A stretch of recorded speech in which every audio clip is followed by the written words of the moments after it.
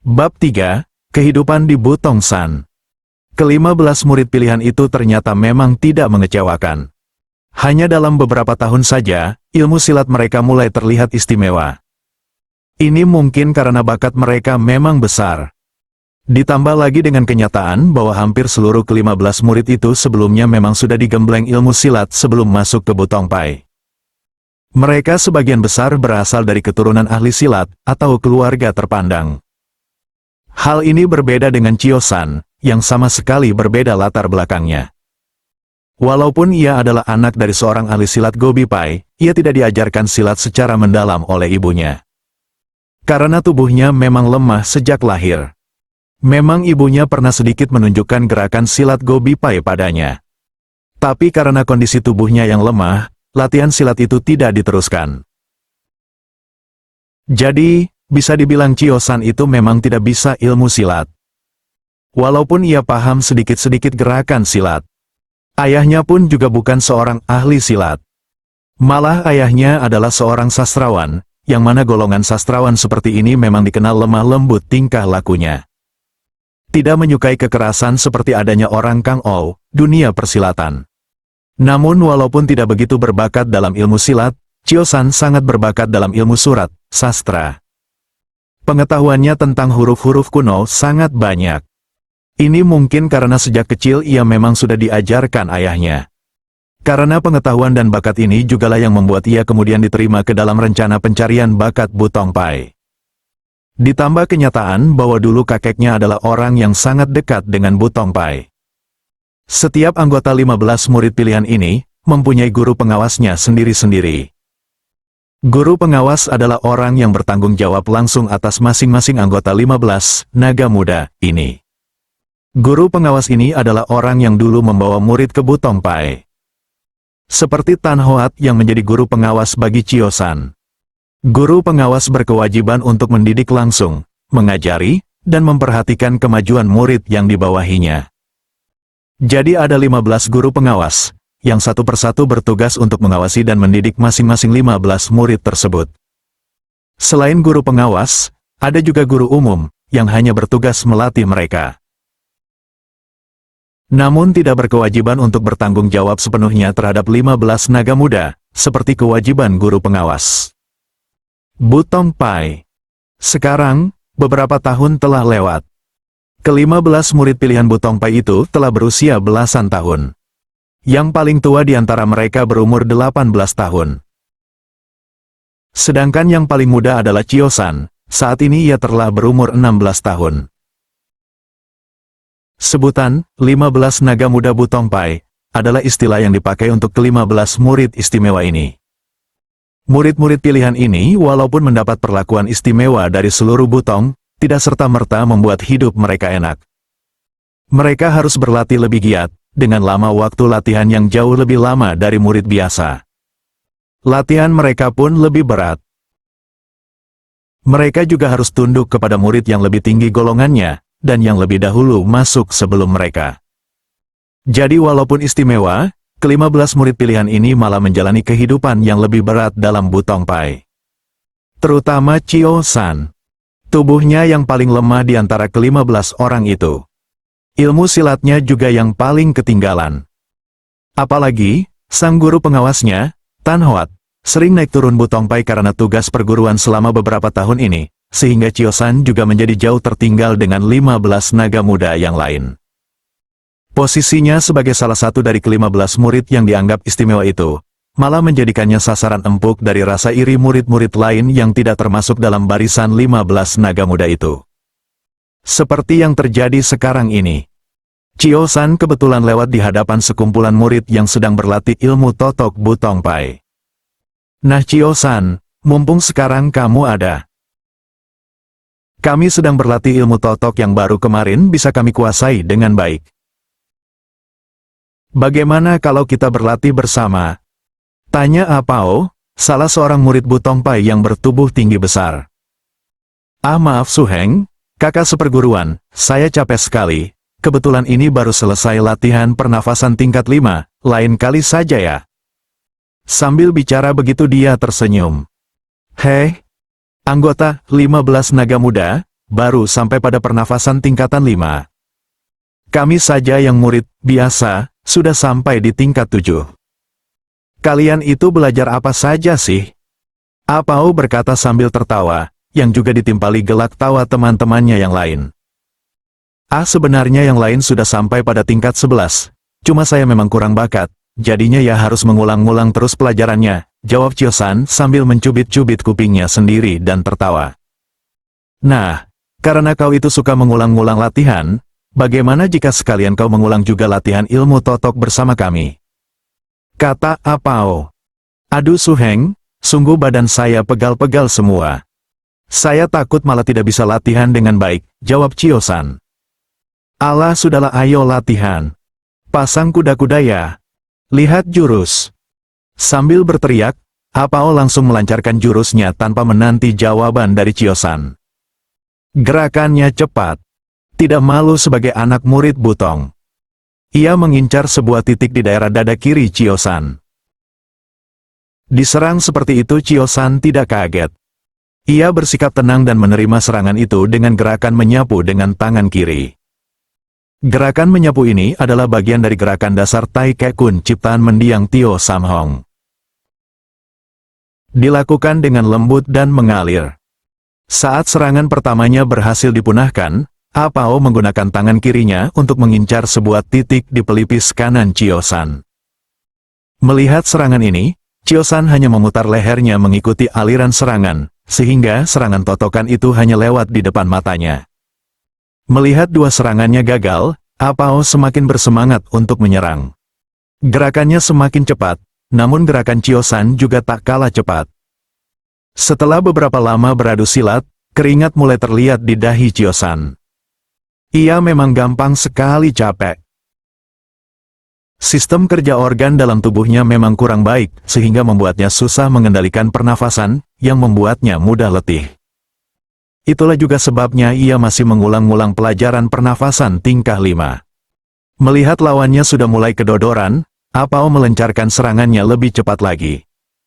Bagi orang Butong, gerakan kedua orang ini biasa-biasa saja.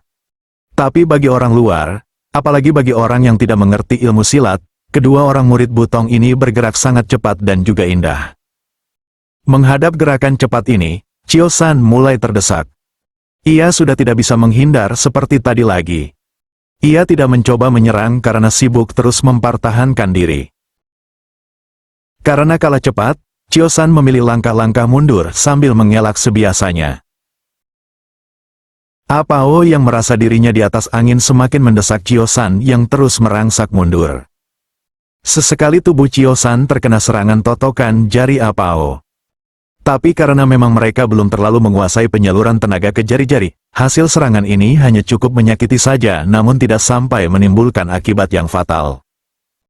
Chio-san lalu berkata, Suheng, saya mengaku kalah, seranganmu hebat sekali, sambil berkata begitu ia memberi hormat.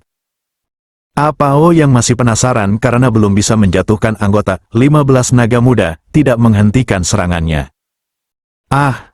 Chio-san hanya mendesah. Sudah sering ia menerima perlakuan seperti ini. Banyak sekali anggota Butong, biasa, yang ingin menjajal dan mengalahkan anggota 15 naga muda. Dan selalu yang menjadi sasaran adalah Chio-san. Ini mungkin karena dia dianggap yang paling lemah dan paling ketinggalan ilmunya. Bagi murid, biasa, menjatuhkan salah seorang anggota 15 naga muda, itu adalah sebuah kehormatan, maka dijajallah anggotanya yang paling lemah. Sudah amat sering Chio-san mengaku kalah, namun mereka selalu ingin menjatuhkannya dulu. Bagi sebagian orang, memang jauh lebih menyenangkan memukul jatuh lawan, ketimbang mendengar dia minta menyerah saja. Sering juga Chio-san babak belur karena dihajar mereka. Apa daya?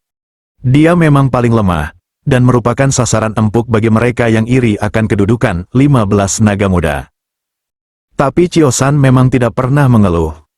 Perlakuan seperti itu malah semakin membuatnya rajin berlatih. Terkadang ia ditertawai orang karena dianggap tidak pantas menjadi bagian 15 naga muda.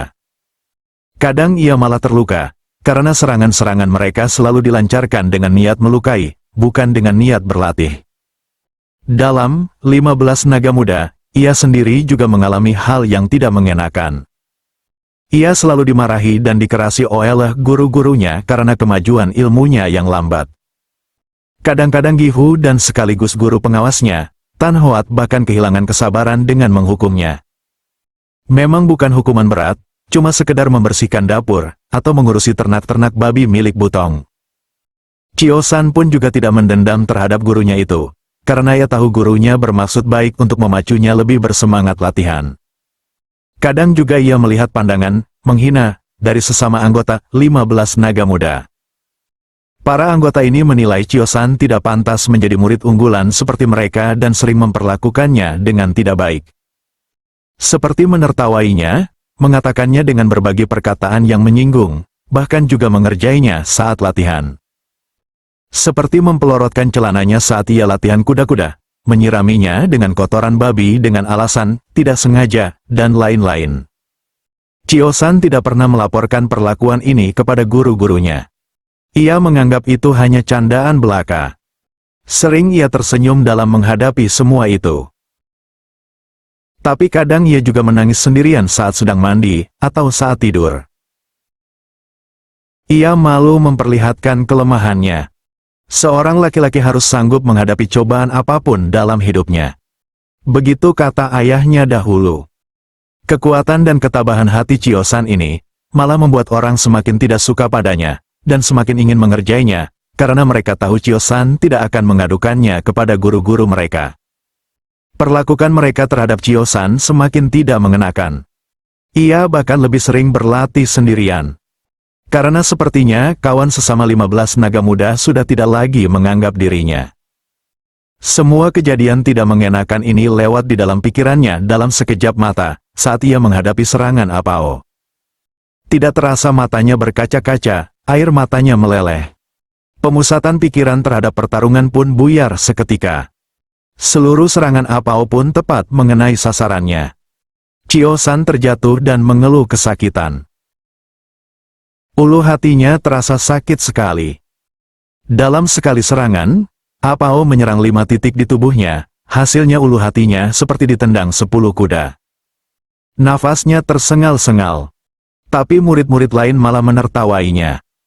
Anggota 15 naga muda, menangis saat diserang, hahaha, mereka berteriak sambil tertawa. Suara teriakan, hinaan, dan tawa itu terasa jauh lebih menyakitkan daripada rasa sakit di ulu hatinya.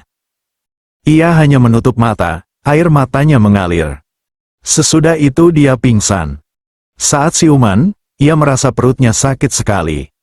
Chio-san kini sedang berada di biliknya sendiri. Ia terbaring di atas tempat tidurnya.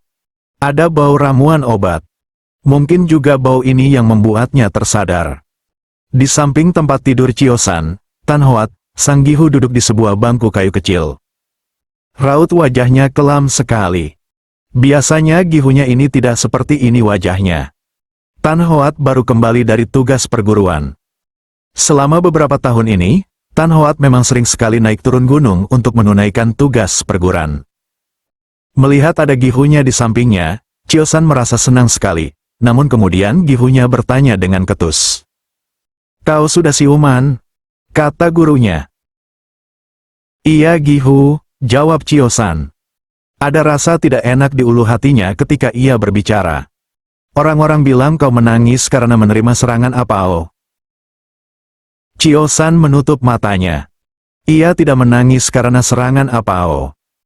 Ia menangis karena merasa tidak diperlakukan dengan adil oleh saudara-saudara seperguruannya sendiri.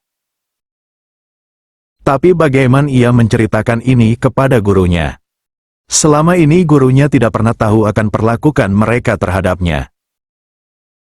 Jika kemudian ia bercerita, bukankah nanti ia akan dianggap mencari-cari alasan? Apalagi jika nanti kalau dia bercerita, dan semua orang itu menyangkal ceritanya, maka hasilnya akan lebih parah lagi. Ia akan semakin tersudut. "Iya Gihu," Chio-san menjawab pelan. Gihunya juga hanya berbicara dengan pelan, namun kata-katanya menusuk sekali. Kau membuatku malu. Kau membuat semua murid Butong Pai malu." Seorang laki-laki lebih baik mati di dalam pertempuran, daripada menangis ketakutan dalam perkelahian. Maafkan Ticu, murid, guru. Ticu. Chio-san juga sudah tidak bisa berkata apa-apa lagi. Suhu, guru, sekaligus Gihunya itu berdiri lalu keluar dari bilik itu. Berjalan dengan gontai. Chio-san hanya menghela nafas. Ia menangis lagi. Ia sudah mempermalukan gurunya. Ia tidak pernah menangis karena rasa takut. Ia tidak menangis karena kesakitan. Tidak. Ia menangis karena kemarahan. Karena perlakukan tidak adil. Ia benar. Ia menangis karena melihat ketidakadilan. Ia lalu teringat ayahnya lagi yang dulu pernah berkata, laki-laki hanya pantas meneteskan air mata karena melihat penindasan. Chio-san berpikir, apakah memang ia menangis karena alasan itu? Semakin lama ia berpikir. Akhirnya ia tersadar. Yang dimaksudkan ayahnya adalah penindasan terhadap orang lain. Jika penindasan itu terjadi kepada dirinya, maka itu bukanlah penindasan. Tapi itu karena ia tidak mampu membela dirinya sendiri. Kesadaran berpikir seperti ini, bagi anak berumur 12 tahun sebenarnya boleh juga dibilang ajaib. Biasanya anak-anak itu lebih suka mencari pembenaran dan membela diri. Tapi Chio-san sudah mulai paham bahwa, jangan-jangan ia memang hanya mencari pembenaran. Dalam hati ia menguatkan dirinya. Ia harus menerima resiko karena kelemahannya sendiri. Apapun nanti hukumannya, harus ia terima dengan berani. Ia tidak boleh menangis lagi. Ia tidak boleh membuat Gihunya kecewa dan marah lagi seperti tadi. Dan yang lebih penting, ia tidak boleh lemah lagi. Akhirnya ia tersenyum. Senyum pahit yang selalu dilakukannya. Tapi senyum seperti itu terkadang memang bisa mengobati luka hatinya. Luka hati siapa saja. Lemah lagi. Akhirnya ia tersenyum. Senyum pahit yang selalu dilakukannya. Tapi senyum seperti itu terkadang memang bisa mengobati luka hatinya. Luka hati siapa saja.